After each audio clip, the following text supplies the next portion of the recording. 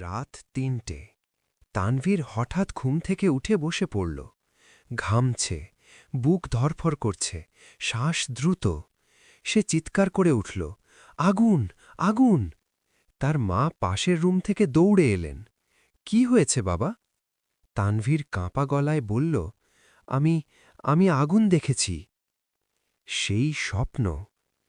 তানভীর দেখেছিল চারদিকে আগুন, অন্ধকার আকাশ, মানুষ চিৎকার করছে। কেউ বলছে, আজ হিসাবের দিন। সে নিজেকে দেখল আগুনের কিনারায় দাঁড়িয়ে। কেউ তার আমলের খাতা খুলে পড়ছে। নামাজ ফেলে দেওয়া, মিথ্যা কথা, হারাম সম্পর্ক, মানুষের টাকা আটকে রাখা। প্রতিটা গুনাহ আগুনের স্ফুলিঙ্গ হয়ে উঠছে। সে চিৎকার করে বলল, আমি তো তরুণ, আমার সময় আছে। একটা কণ্ঠ গর্জে উঠল, মৃত্যুর বয়স হয় না। বাস্তবে তানভীর ছিল একদম আধুনিক ছেলে। সোশ্যাল মিডিয়ায় জনপ্রিয়, টাকা আয় ভালো, বন্ধুদের মাঝে জনপ্রিয়। কিন্তু ৫ ওয়াক্ত নামাজ না, রমজানে রোজা অনিয়ম, হারাম রিলেশন, বাবা মার কথা অগ্রাহ্য। সে বলত, বুড়ো হলে সব ঠিক করব। মায়ের সতর্কতা। মা মাঝে মাঝে বলতেন, বাবা, তওবা দেরি করে করিস না। তানভীর হাসত, মা, আল্লাহ তো ক্ষমাশীল। হ্যাঁ, আল্লাহ ক্ষমাশীল, কিন্তু সময় সীমিত। স্বপ্নের প্রভাব। স্বপ্নের পরের দিন তানভীর অদ্ভুত চুপচাপ। বন্ধুরা কল করল, সে ধরল না। সে আয়নার সামনে দাঁড়িয়ে নিজেকে দেখল। মনে হল, আমি কি সত্যিই প্রস্তুত? অপ্রত্যাশিত যাত্রা। বিকেলে হঠাৎ সে মসজিদের সামনে গিয়ে দাঁড়াল। অনেক বছর পর। ভেতরে ঢুকতেই অদ্ভুত শান্তি লাগল। ইমাম সাহেব খুতবায় বলছিলেন, মৃত্যু হঠাৎ আসে, প্রস্তুতি ছাড়া গেলে আফসোস ছাড়া কিছু থাকে না। তানভীরের বুক কেঁপে উঠল। এটা কি কাকতালীয়? প্রথম সিজদা। সে নামাজে দাঁড়াল। সিজদায় গিয়ে কাঁদতে লাগল। বলল, ইয়া আল্লাহ, যদি এটা সতর্কবার্তা হয়, আমাকে বদলে দাও। এটাই ছিল তার জীবনের প্রথম সত্য তওবা। পরীক্ষা শুরু। কিন্তু শয়তান সহজে ছাড়ে না। বন্ধুরা বলল, তুই কি হুজুর হয়ে গেছিস?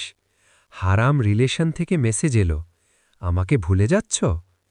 টাকার লোভ সামনে এলো। তানভীরের ভেতরে যুদ্ধ শুরু।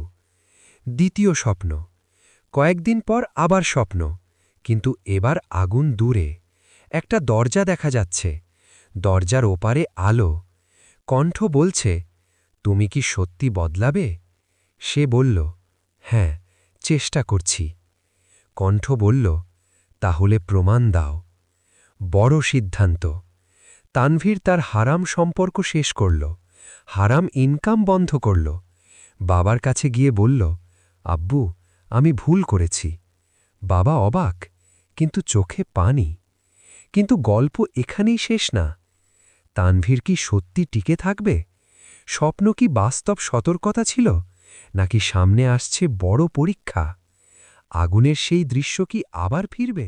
তানভীরের জীবন বদলাতে শুরু করেছিল, কিন্তু বদলানো সহজ, টিকে থাকা কঠিন। শয়তান কখনো সরাসরি আক্রমণ করে না, সে অপেক্ষা করে। বড় পরীক্ষা। একদিন তানভীরের পুরনো এক ব্যবসায়িক পার্টনার তার কাছে এলো। বলল, একটা বড় প্রজেক্ট আছে, ১ মাসে লাখ লাখ টাকা। তানভীর জিজ্ঞেস করল, পুরো হালাল? লোকটা একটু হেসে বলল, এই যুগে এত হালাল হারাম দেখে চললে বড় হওয়া যায় না। এই কথাটা সে আগেও বলেছিল। আজ শুনে তার বুক কেঁপে উঠল। মনে পড়ল আগুনের সেই স্বপ্ন। অন্তরের যুদ্ধ। তার সামনে ২ রাস্তা, টাকা নাকি তওবা।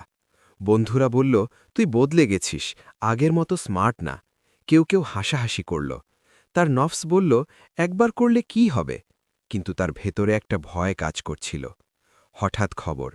সেই রাতেই তার এক ঘনিষ্ঠ বন্ধু সড়ক দুর্ঘটনায় মারা গেল। মাত্র ২৬ বছর বয়স। সকালে জানাজায় দাঁড়িয়ে তানভীর কাঁপছিল। সে বন্ধুর লাশের দিকে তাকিয়ে ভাবল, ও তো কালো হাসছিল। মৃত্যু সত্যি, এবং খুব কাছের। কবরস্থানের দৃশ্য। দাফনের সময় যখন মাটি দেওয়া হচ্ছিল একজন বয়স্ক লোক বললেন, আজ ওর আমল বন্ধ, শুধু যা করে গেছে তাই সাথে গেছে। এই কথাটা তানভীরের হৃদয়ে পাথরের মতো পড়ল। সে ভাবল, আমি যদি কাল এখানে থাকতাম। তৃতীয় স্বপ্ন। সেই রাতে আবার স্বপ্ন, কিন্তু এবার আগুন নেই। সে নিজেকে দেখল দুই রাস্তার সামনে। একটা রাস্তা অন্ধকার, কিন্তু শুরুতে ঝলমলে। আরেকটা রাস্তা সাদামাটা, কিন্তু দূরে আলো। কণ্ঠ বলল, তোমার সিদ্ধান্ত? তানভীর এবার দৃঢ় গলায় বলল, আমি আলো চাই। হঠাৎ সে দেখল আগুনের দৃশ্য ভেঙে যাচ্ছে। কণ্ঠ বলল, আল্লাহ বান্দাকে ভয় দেখান শাস্তির জন্য না, ফিরিয়ে আনার জন্য। চূড়ান্ত সিদ্ধান্ত। পরদিন সে সেই বড় প্রজেক্ট ফিরিয়ে দিল। লোকটা বলল, তুই পাগল? তানভীর হাসল, না, আমি শুধু কবরের আগের জীবনটা ঠিক করতে চাই। অপ্রত্যাশিত টুইস্ট। কয়েক মাস পর তানভীর ছোট কিন্তু সম্পূর্ণ হালাল একটা কাজ শুরু করল। শুরুতে লাভ কম, কিন্তু ধীরে ধীরে আল্লাহ বরকত দিলেন, নতুন সুযোগ এলো, মানুষের বিশ্বাস বাড়ল। একদিন সে আয়নার সামনে দাঁড়িয়ে বুঝল, আগের জনপ্রিয় তানভীরের চেয়ে আজকের শান্ত তানভীর অনেক সুখী। মায়ের সাথে কথোপকথন। মা বললেন, বাবা, তোর সেই আগুনের স্বপ্নটা হয়তো ছিল রহমত। তানভীর বলল, হ্যাঁ মা, ওটা জাহান্নামের ঝলক না, আমার জন্য সতর্ক বার্তা ছিল। শেষ দৃশ্য। এক রাতে তাহাজ্জুদের সময় সে সিজদায় কাঁদছিল, বলছিল, ইয়া আল্লাহ, তুমি আমাকে ভয় দেখিয়ে বাঁচিয়েছ। তার চোখে পানি, কিন্তু সেই পানি ছিল কৃতজ্ঞতার। শক্তিশালী শেষ কথা। ভাই, সবাই আগুন দেখে না, কিন্তু হঠাৎ মৃত্যু, বড় ধাক্কা, ভয়ঙ্কর স্বপ্ন, অদ্ভুত সতর্কতা, এগুলো হয়তো আল্লাহর সিগন্যাল। প্রশ্ন হল, আপনি কি সিগন্যাল বুঝবেন নাকি উপেক্ষা করবেন? মনে রাখবেন, মৃত্যুর আগে সতর্কবার্তা পাওয়া সবাই এর ভাগ্যে থাকে না।